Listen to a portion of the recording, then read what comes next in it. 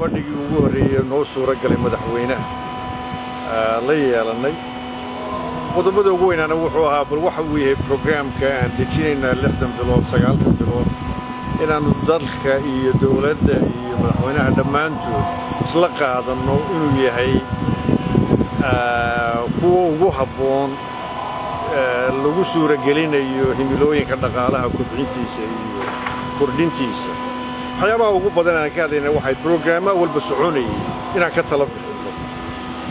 Soomaali waxay tiraahdaa war la helaa tala la helaa marka talooyin bixinuuna isaga ka timiyo annagu waxaanu madaxa ku haynuu baan isu wadaagsanay marka madaxweynahaasi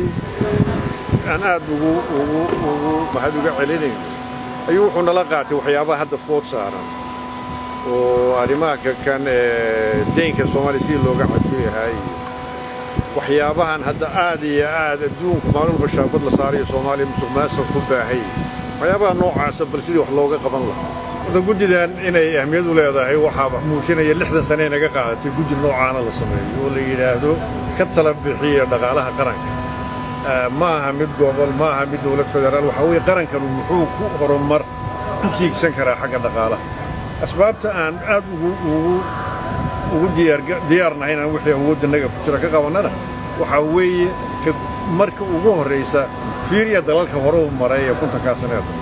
haday Kuuriya tahay haday Malaysia tahay haday tahay maxaan idhaahdaa Singapore dad caynkaas oo tala bixiyaal ayaa wax la weydiiyay waxa naloo xilsaaray inaanu gadaal u fariisano arrimaha masiiriga ee dalka haddii dhalinyarta shaqo loo sameeynayo haddii cunto isku filan aan soo saarayno annagoo qoran maahay inaan expertise helno waxaan wax ka qabto